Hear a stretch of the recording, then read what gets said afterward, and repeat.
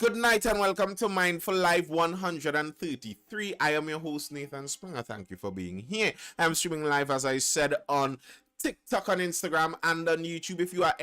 If you are looking at this on any one of these streams, hit that like button. If you're looking at this on repeat over on YouTube, yeah, you could still hit the like button. It helps. It really does help. Hit that like button. Allow the algorithm to send out some more notifications there. Allow more people to know, hey, this live is going on and it's something interesting that we may be interested in. And I think Adish Ramnarayan says, I think no world leaders want to lead the desolate world, so I think leaders will do things to prevent it. That being said, I think Russia will annex Ukraine eventually. Good night, Massimo. A GB officer shot an unarmed civilian over a parking spot today. Ha! I saw that, and I guess we'll wait till more of this comes out.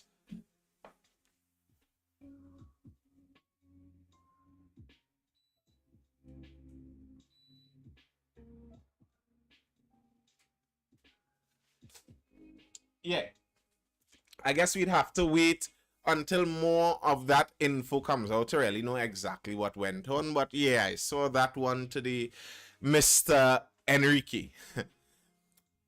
But that's not what we're starting talking about today. Today we're starting talking about World War III, because it seems like some people have no problem with the prospect of World War III being right at the door. The President of the United States recently went out to say something about the possibility of a nuclear Armageddon, and I'm like, okay, the President of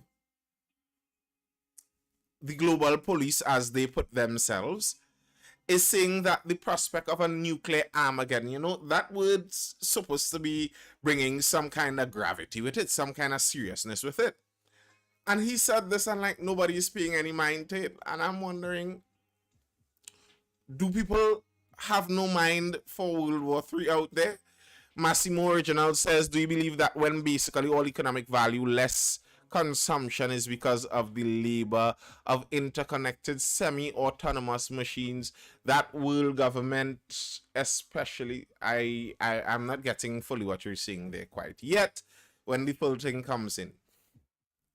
So we know that Russia has invaded Ukraine, at least the eastern region of Ukraine, and right now the United States and NATO isn't technically warring Russia, but then they are technically warring Russia. This is the part of the thing that kind of is so insane to me. So Russia is fighting Ukraine. Ukraine is not a part of the NATO alliance. But NATO and NATO member countries are supplying Ukraine with arms, ammunition, weapons, training, and soldiers, volunteers, to fight Russia. So it's like, imagine you in a fight with your neighbor raining bottle on your house. Your neighbor pelting on your house with bottle. All in a bottle war. You pelting back some bottle too. And the next neighbor handing your neighbor cases of empty bottle. Hey, hold that there, boy, Harry. You take a next case there, boy, Harry. Like, at some point in time, you must recognize that you're really fighting with the other neighbor too. So as the United States and the other Western and NATO countries supply Ukraine with arms and ammunition, at some point in time, it's not like Russia is blind and they would never figure out or cannot tell that, hey, they are being supplied by these other countries. And Russia keeps getting more and more frustrated. Some people are saying that they are losing ground in some areas, as seems to be attested by global news. Now, nearly everything coming out of that region is some kind of false news in some kind of direction, so you're kind of worried about it. But nonetheless, some of Russia's plans are obviously being frustrated. Some of their plans are obviously being frustrated. And what are they going to do if their plans are frustrated? They have said that. They have said that if their plans are if they continue to have their plans frustrated, nukes are not off the table. And you see, when some people think of nukes, they think of the massive nukes that blow up entire cities and that massive mushroom cloud. Now, One, those happened like 80 years ago. We have no idea where the technology is presently. And two, they could scale down the nukes. They could have tactical nukes that are used in smaller areas that may not take out the hundreds of thousands of people, but might just take out 10,000 only, which I mean is still quite a lot and very gory and brutal and insane, but nonetheless different.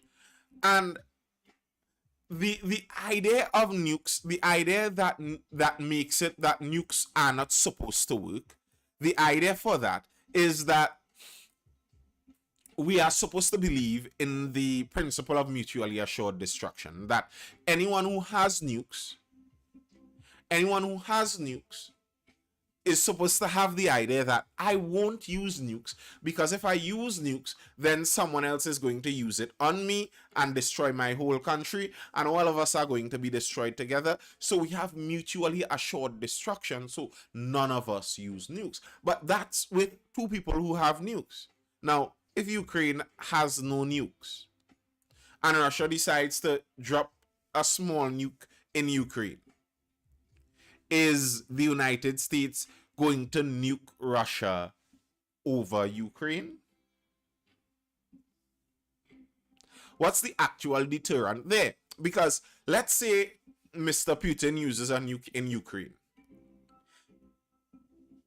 Does the United States reply with a nuke of their own on Russian soil and then for sure drag themselves into a nuclear war? Because if Russia uses a nuke on Ukraine, that doesn't involve NATO, that doesn't involve the United States. They could still sit back and enjoy their peace, relatively. But if they do get themselves involved, if Russia does use some kind of nuke or serious weapon in Ukraine, and the United States responds in kind to Russia, then they open up themselves, well, of course, they trigger World War III, but they also open up themselves for attack. Because you're saying, okay, you are part of this now. And that's the question that I saw in an article that phrased it well. Let's see. The question on Putin's mind: would we risk New York to keep Odessa safe? Biden's effort to deter him have so far had little success. Now the world's future may hinge on them. A nuclear war cannot be won and must never be fought. President Biden and Russian President Vladimir Putin said it in a joint statement after their summit in June 2021, but Mr. Putin doesn't always tell the truth. Now, nukes are effective blackmail if you're a crazy person. People see you as being a crazy person. Because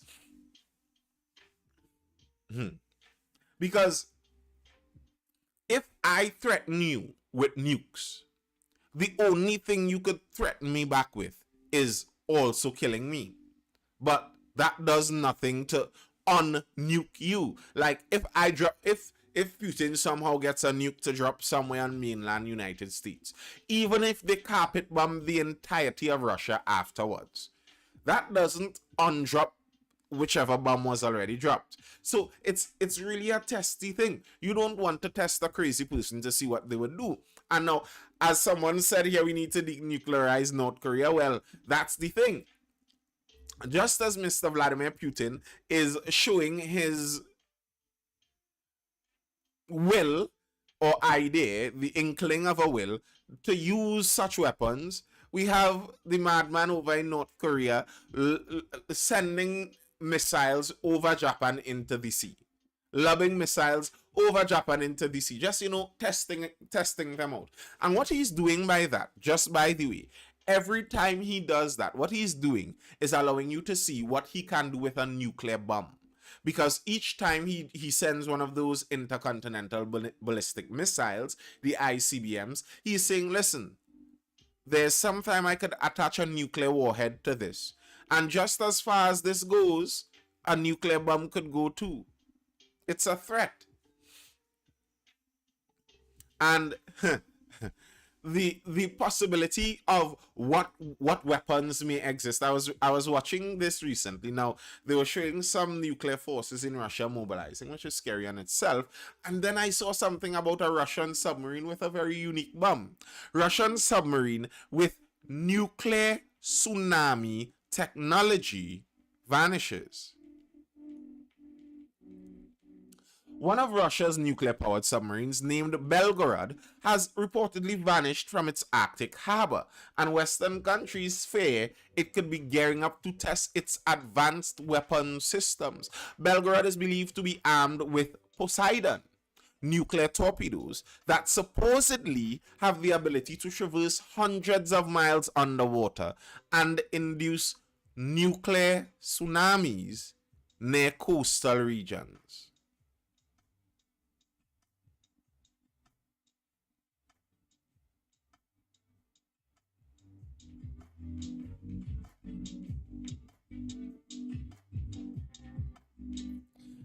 Now, anybody else could picture what a nuclear tsunami is going to be? So, you already have this wall of water, 50 feet high, rushing in at a couple hundred miles per hour into the land. But not only is there water in it, there's radioactive fallout. I don't know exactly the details of this, but the kind of heat that a nuclear explosion generates, maybe that tsunami of water might be interspersed with superheated steam. Because remember, that's a nuclear bomb, the core of which reaches what, a couple thousand Celsius? I'm sure there's some kind of superheated something involved there, and then some radioactive material involved there. I don't want to see that. And that's the problem. Like, even if the US has some really advanced protective measures in place that they feel they can knock out anything coming at their mainland, well, a lot of Europe is on the coastline. The entirety of England is an island. A nuclear tsunami is going to damage England. It's going to damage France. It's going to damage Spain, Portugal, Italy, Greece. A lot of Europe is directly affected by something like that. That's not a game they want to play. So now you are in the position where you don't want to push this guy too much lest he really let go some nuclear tsunami. But then you're saying at the same time that you must stand with Ukraine and there must be no negotiation going on.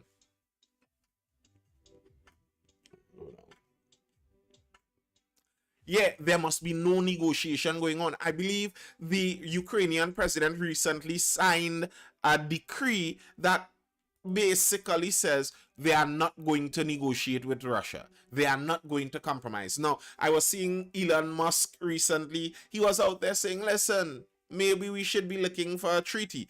And not everyone, but a large number of people jumped down his throat, as in, what are you suggesting? Are you suggesting that we surrender pieces of Ukraine to this evil dictator? And it's not even that. He's just suggesting that, listen, we have to find an off-ramp.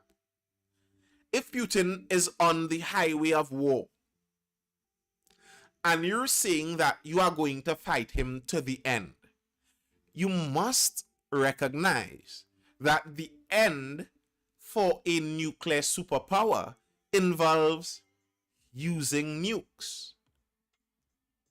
So, are you saying that you are going to fight him to the point where he would use those weapons? Or are we going to look for some way to resolve this before it reaches that point? And what the end would look like, True Ninja, is what many people are asking here.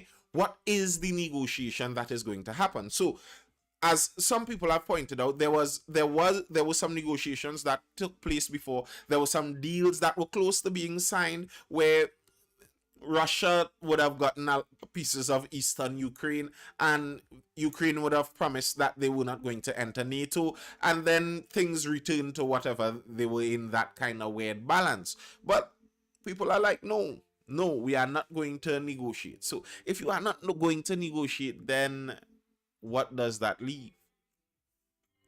Adish Ramnarayan over on Instagram says, I think Western leaders should find some common ground with Russia to prevent this. Well, I think that's the only choice.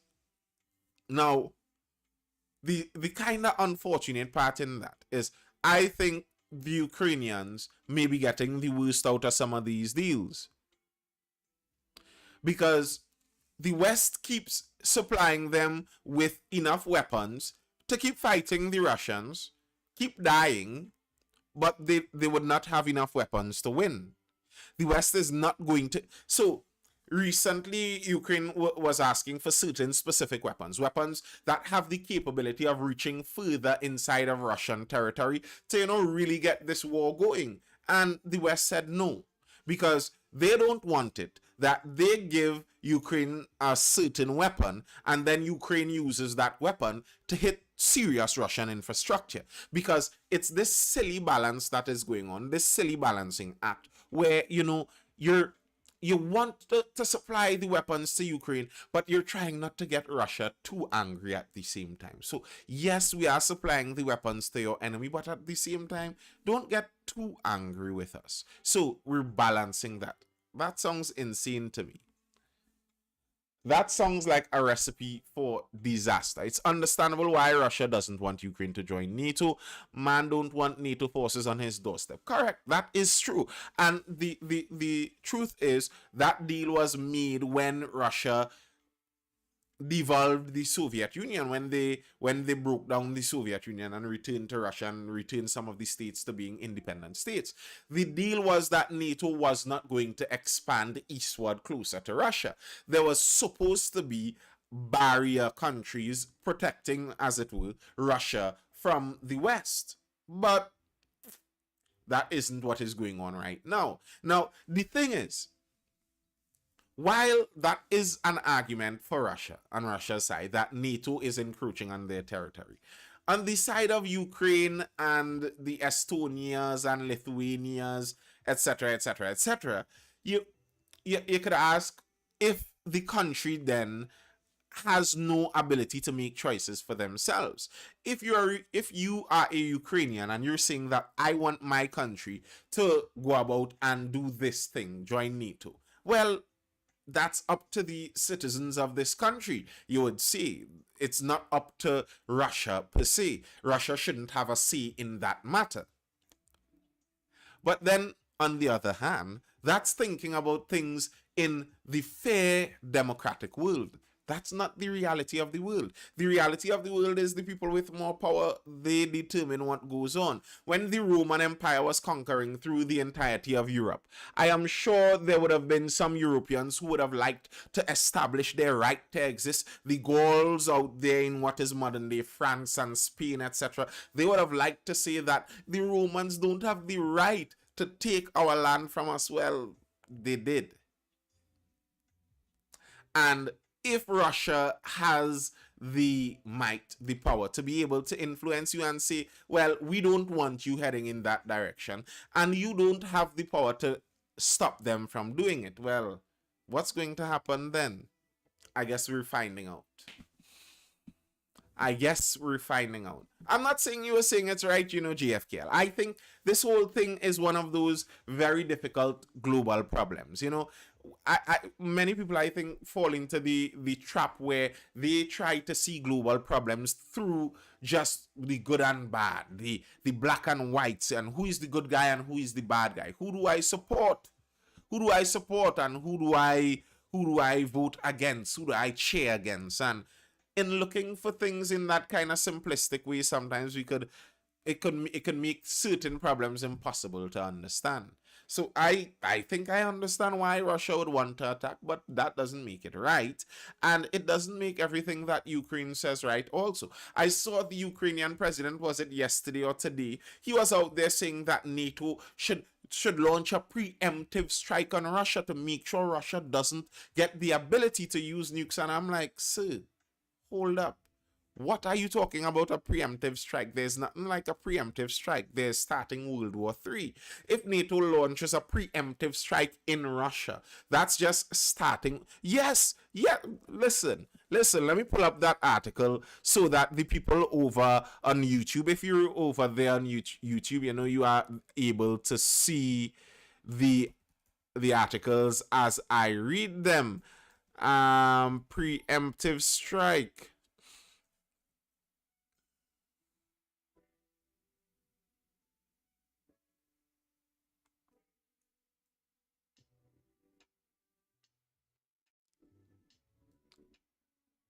Now, let me see if I could pull it up. Now, since then, the Ukrainian government have been trying really hard to backtrack on his statement. They've been trying very, very hard to backtrack because the statement stirred up some problems. And bear in mind, Ukraine is in a kind of ticklish position. They're in a ticklish position. The the Ukraine only exists at the whim or the fancy of the West. If the West stopped supplying weapons to Ukraine, Russia would overrun them in a quick time.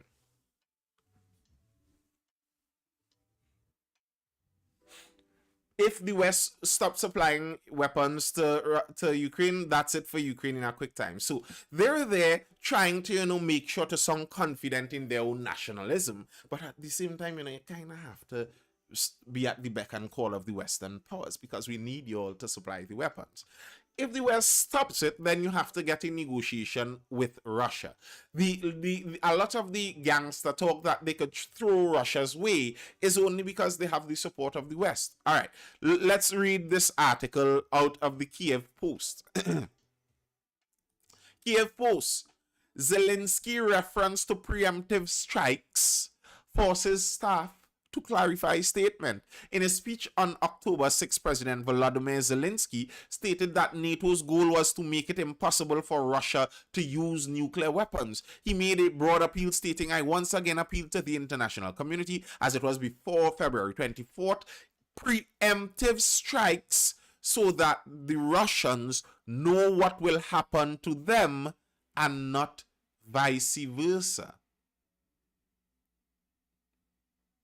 Top Russian officials, including Maria Zakharova, a spokeswoman for the foreign minister, and Dmitry Peskov, a spokesperson for the Kremlin, charged Zelensky with inciting nuclear war, trying to provide reassurance that Ukraine would never advocate the deployment of nuclear weapons. Zelensky's spokesperson, Siri Nikiforov, clarified that the president was in fact referring to precautionary sanctions to be implemented prior to Russia's full-scale invasion. So after it created a bit of a fuss, he said when he said strikes, he doesn't mean military strikes. He's talking about economic strikes against Russia. I don't know if that's some post-editing, trying to edit your statements after it already kicked up a fuss. But that seemed like a bit of a careless thing to see, and seems like something that I don't think NATO would do. You see, the United States is in a bit of a unique position. They could afford to be a little more cavalier because they're quite a few hundred miles away. They're quite a few hundred miles away. It's not easy for Russia to get at them. But almost for certain, there are Russian submarines in and around Europe. There are NATO members in and around Europe. France, England, all those European Union countries, they don't want to get in a nuclear hot war with Russia. They really do not. The reason those NATO countries are supplying all those weapons to Ukraine to fight Russia is because they don't want to fight Russia themselves. They would prefer not to. So, I think the whole nuclear threat business is kind of effective. And I think it should be. Let's, not burn down the world. that if anybody asked me to vote for a choice, I would vote for the choice of not burning down the world. So as much as I understand Ukrainians fighting for, their country, their motherland, making sure that the Russians don't advantage them, great for you, Ukraine. More power to you. But if it means incinerating the whole world, well, yeah, maybe not. Maybe not. Maybe Crimea and Eastern Ukraine isn't worth incinerating the whole world. Just my view, my humble opinion. You could disagree.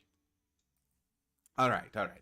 Let's get into some local news now. Let's get into what is happening locally. I saw recently here the Prime Minister is finally coming around and saying that he's understanding. He's understanding.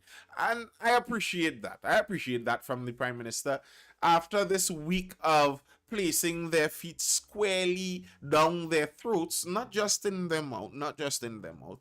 They didn't just put their foot in their mouth. They took their feet and sent it about knee deep down their throats. A lot of the government ministers, good evening. Thank you, sir. Thank you. Much appreciated. Yeah.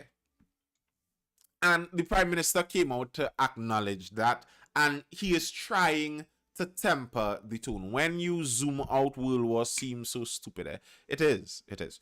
A lot of war is miscalculations. Miscalculations. A lot of war is miscalculations.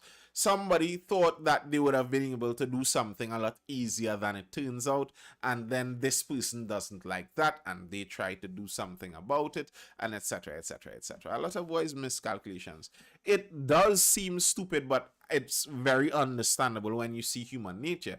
The reality is that human history has much more periods of war than peace. The peace that we've been living in for like the last couple decades, the last nearly 100 years, the peace that we've had is actually an anomaly. For the majority of human existence, war is what it was.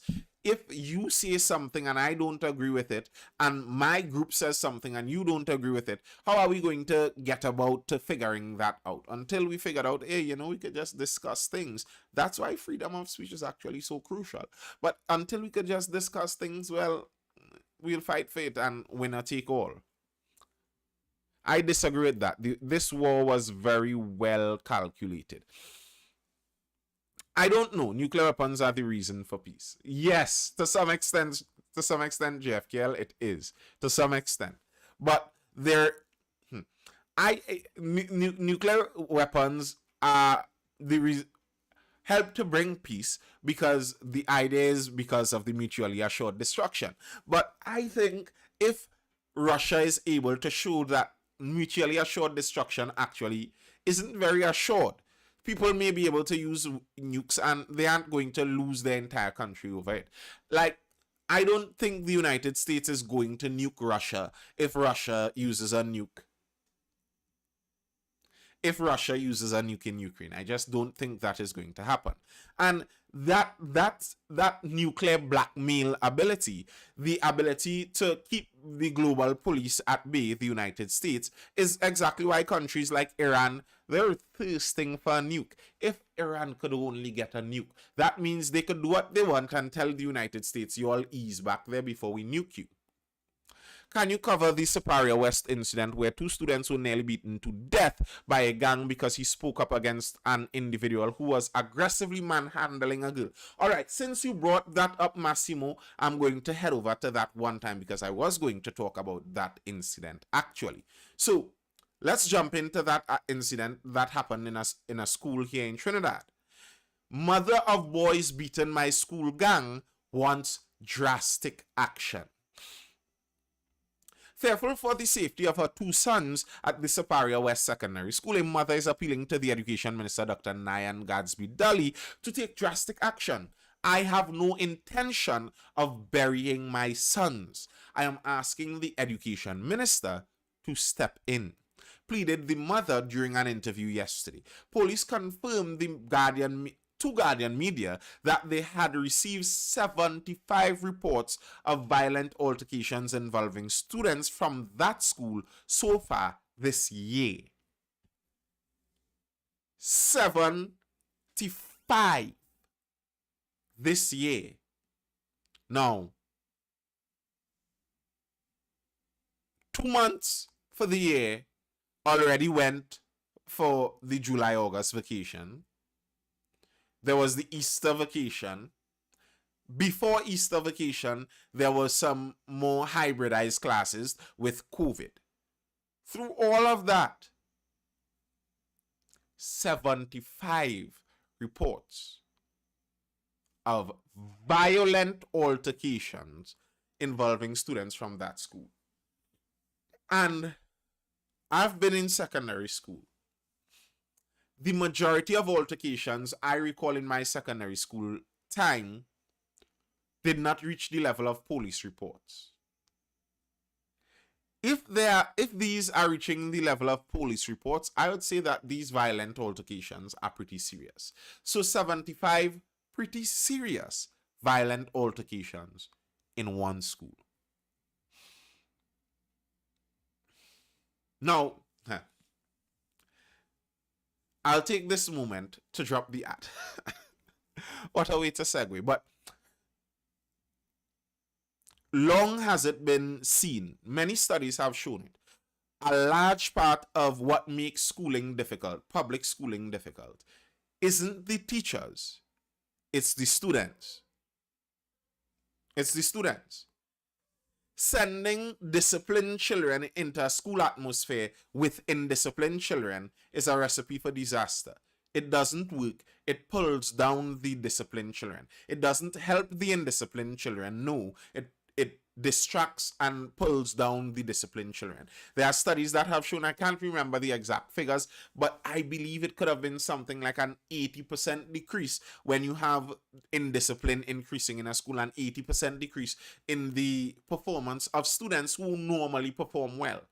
You see, the problem with that indiscipline in school is it doesn't only affect the students who may have problems at home, may have problems in their upbringing, may have mental issues, whatever issues they may have.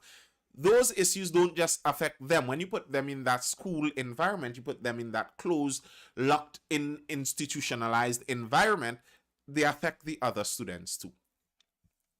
Now, that's where a lot of people are coming more into the idea of homeschool and homeschool styled learning. And as I've said numerous times in the lives lately, that's precisely what we are offering over on Mindful Education.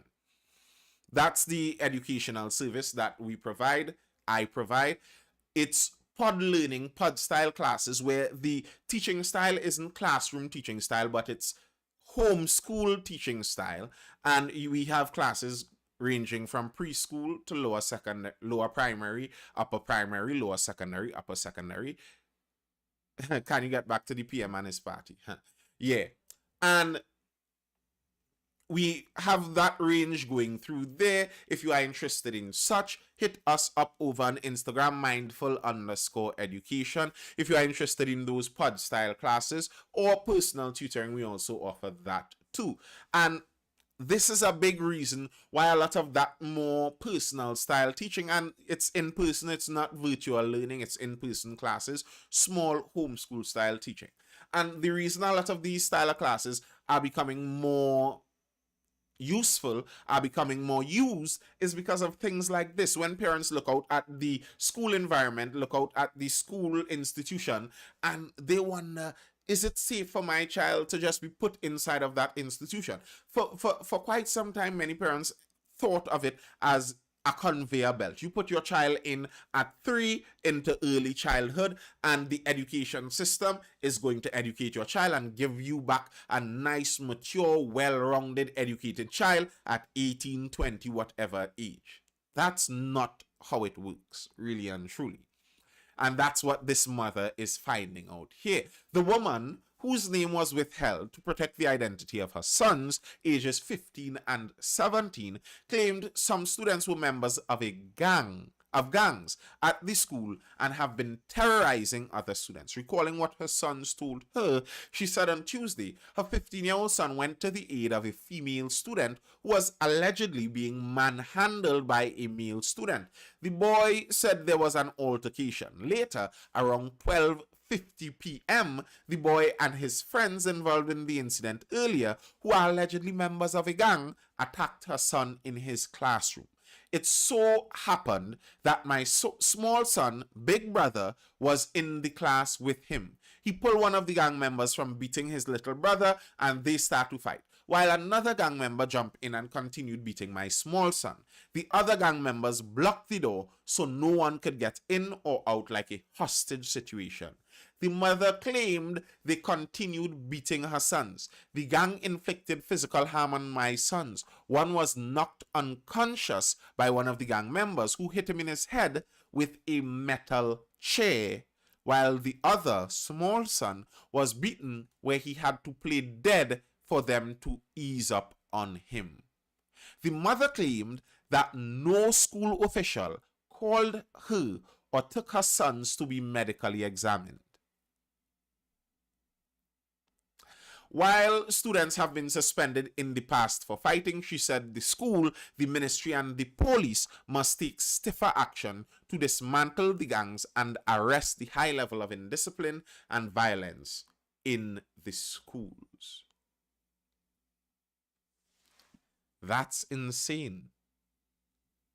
That is really insane. I've said this before with the school violence issues. I think Jonathan Henry says every teacher in that school was getting a lawsuit. I think maybe the teachers, but every parent of a child who did something like that should be facing a lawsuit. If your child is under your care, under your charge, and your child goes out and damages someone else's child, you should be liable out of your pocket to pay. No way should parents and guardians not be liable for the misdeeds of children under their control. If you have a dog, a pit bull, and your pit bull goes out and hurts someone else's child, not even child. If your dog goes and hurts someone else's dog, you are liable for that. So how could it be I could be liable for something my dog does, but I'm not liable for something my child does? Every parent of a child doing something like that should be in court. Some of these parents are even more gangsters, and not even the police isn't going to these people. I don't care what the police are feeling to do in that term. It doesn't matter, because they have already committed a crime. You're not going to investigate something here. You're going to just serve them the summons to end up in court. That's what needs to happen, I think. I think parents with their children in school need to be held liable for their children's actions. That's what needs to happen. Because I understand saying that the teachers should be there to stop that and help that. But what would you really expect the teachers to do? If a teacher gets in there, who is to say they are able to even stop these things from happening? And if they have to do all that they have to do to make it stop, then they may have to go overboard. And are you going to be there supporting the teacher when they are being sued for abusing a child? Adesh Ramnarayan says, sadly, a lot of our schools have become more gladiatorial than educational, and you are right, their parents should be held liable. I see no other way. I see no other way. Some of these parents give up on their kids. They can't control them. Okay. If you give up on your child and you can't control your child, then that child goes into the mylat or the all those other military style things. You can't control your child. Well, the state has to take control in that case. That's just the reality how it goes. A parent who isn't able to control their child, well, the state has resources for such things. But it cannot be that you say you have control of your child, but then you don't. Jonathan Henry says, Nathan, I'm not saying the teachers should have gotten into the room, but they should have at least called. I understand. I understand what you're saying, but I think it starts with the parents, really and truly. It starts with the parents. The parents have to be the ones to control that. And I don't like the idea of no one being responsible for it. I don't like that idea, because some people would say, like you're saying, the salty casual, some of these parents give up on their kids, they can't control them. You might be saying that, but some of those parents are very invested in their little child. You go and talk to that child, and their parent is coming back to cuss you out because the parent is very invested in that child. So if the parent is so invested, well, you're going to be invested in liability too. That's to me, some of that feels nearly like, and it's a Trinidad cultural thing, to be honest. Are you all still getting me over there on TikTok? Yeah. It's a Trinidad cultural thing, I think, to be honest, where some people have this attitude. I look at it with dogs. That's where I look at it, to see the Trinidad cultural aspect. With dogs. Does it still have YTC? Yes, YTC still exists. With dogs. And you see so many times someone goes, they get a dog, they have no fence, they have no kennel, they have no chain. This dog is just roaming a neighborhood. Yes, there was a little glitch there. I hope you all are seeing me properly now. I hope you are seeing me properly now. Yeah. With the dogs, people go out there and get a puppy from somewhere. They have nothing to hold their dog and keep their dog. And then this dog goes roaming the village. But if you dare touch that dog, or chase that dog, or pelt it with a stone, somebody is going to come running out on the road cussing. Who hit my dog? Don't hit my dog. That is my dog. How you gonna hit my dog? And da da da da. And that's my view. If you are willing to hold ownership that no one is supposed to hit what is yours, no one is supposed to control what is yours, then you are to be held liable, and you have to control it yourself. If you cannot do that, well, then the state must do it for you. Simple as to me. That's it to me. It's simple as. The parents have to be held liable. All right. I don't know if the connection is still working good on TikTok. There was a little interruption there. But that's all I have for now, folks, nonetheless.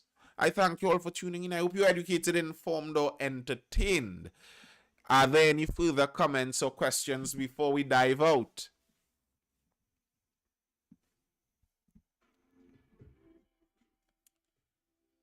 No World War III, hopefully.